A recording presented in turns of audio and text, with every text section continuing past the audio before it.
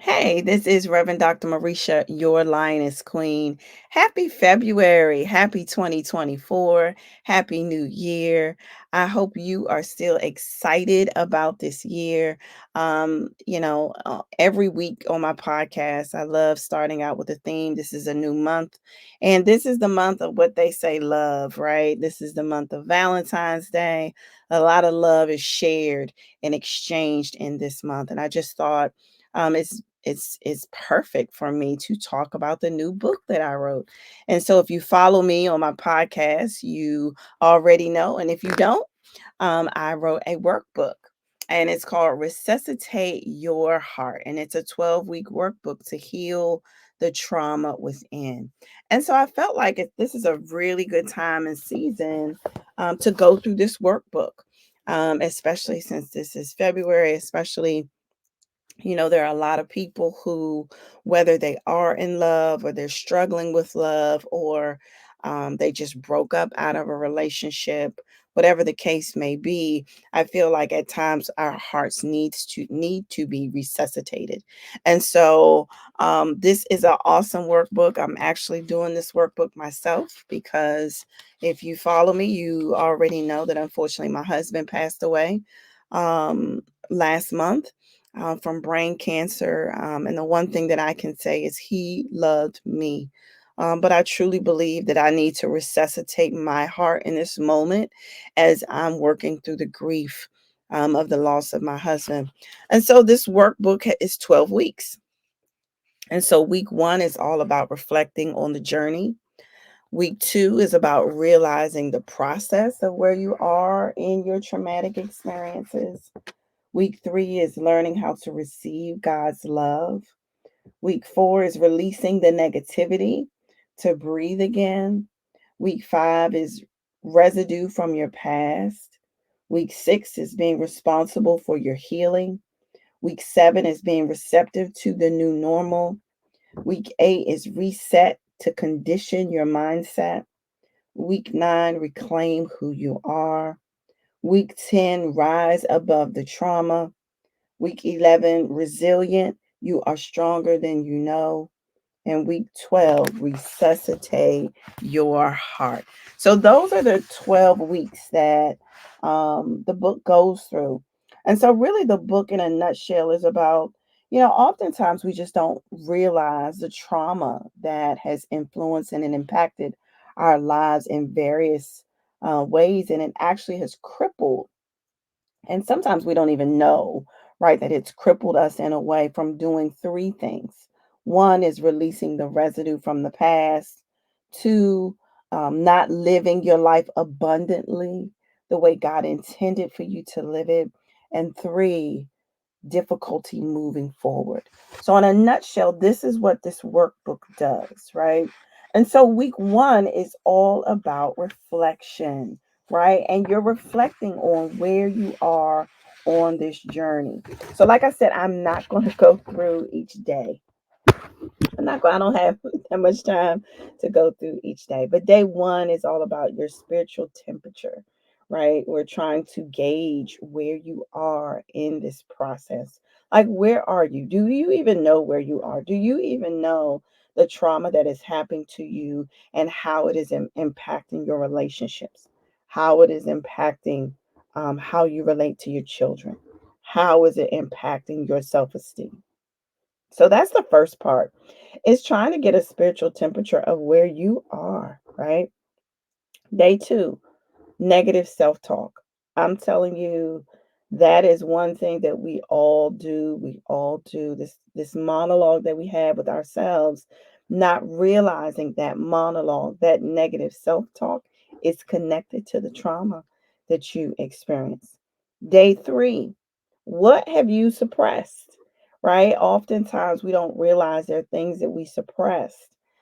Some of us have what they call a form of amnesia where it was so traumatic that you actually pushed it deep into, I would say, your unconscious, right? Where you're not conscious of it at all. And you pushed it so, and you suppressed it so deep, you don't have any memory of the trauma. And I remember, I would say maybe last year, or the year before, I remember interviewing a Lioness queen, and she talked about being sexually abused I believe it was three times. The first two times it was by a preacher, and then the second time it was by a young man, like a friend of the family, like I think her brother's friend or something like that. But she had suppressed it so much that she didn't remember that it happened to her until she was triggered, until like that preacher came around and it made her uncomfortable. And she was, I guess, about 18 at the time. And so then it started unraveling itself, and those memories started to come back. And so, that particular day, we talk about um, what have you suppressed. Day 4 is all about reflecting on your fears. We don't realize that because of these traumatic experiences, we have these fears. And these fears and phobias develop. And sometimes you don't even know why you have a fear of certain things, but it's from the trauma. Day 5. The one thing that I have to say is that all things work together for the good of those who love God. And all things mean all things.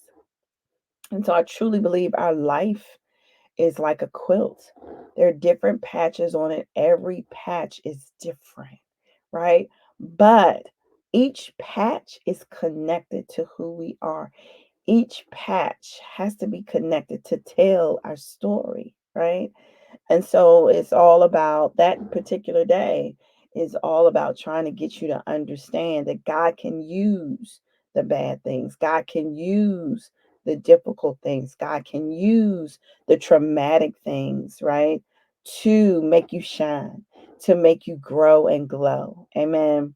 And then day 6. Day 6 is the one I kind of really want to kind of dig into only because I think I love it. And every Friday, let me say, every Friday in the workbook, um, it will always be a reminder for you um, to give God praise.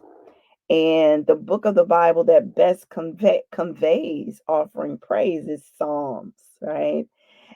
And so Psalms was written, as an emotional expression about God and to God. And it's something that David did, Solomon, Moses, other people who wrote Psalms, books in Psalms. And it is just a way that I wanted to offer up praise and worship unto the Lord. And so I give you prompts, right, to write a psalm that is connected to this week. And so I want to share my psalm with you. And so it says, I have learned over the years that you are my Baba. You are my spiritual father who sees and foresees my every step. You are supreme and head of my life. There is no one above you. You reign supreme over my life, and nothing supersedes who you are to me. You are my first, middle, and last, Baba. I love you. Although at times I'm disappointed, I didn't have more time with my gift, Charles, that you gave me, but Baba, you know best. The thoughts of sadness and disappointment sometimes rises up in me. They don't stay long because I am reminded that every good and perfect gift comes from you. I need the traumatic seeds of the loss of Charles to be uprooted. I don't need to keep those deep seeds in my life. When you are using those seeds of disappointment, using those seeds of sadness, using those seeds of loss for my spiritual growth, because you are my first, middle, and last. You deserve all of the glory. No matter the valley, no matter the storm, no matter the trial, I am reflecting that you are sovereign. All of the ways in the wilderness you made for me is proof enough that you got me in the palm of your hand. and I am forever thankful. I thank you for my highs and my lows. I thank you for my ebbs and my flows. I thank you for being Alpha, Omega, and everything in between.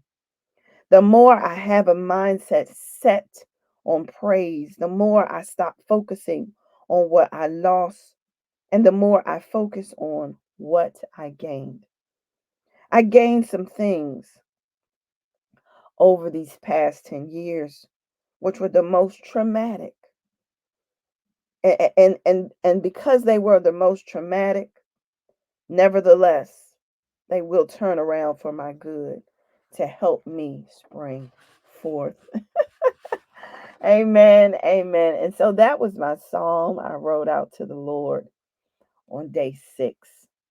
And I truly believe it was a reflection of who God was, who He is to me, a reflection of He's head of my life, but then also a combination of the negativity, the negative feelings that, rise up in me, the traumatic things that have happened even recently for me.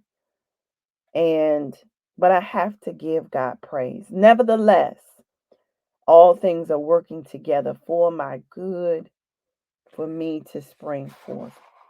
And the last day is all about reflecting on 2 things that I appreciate from the traumatic event.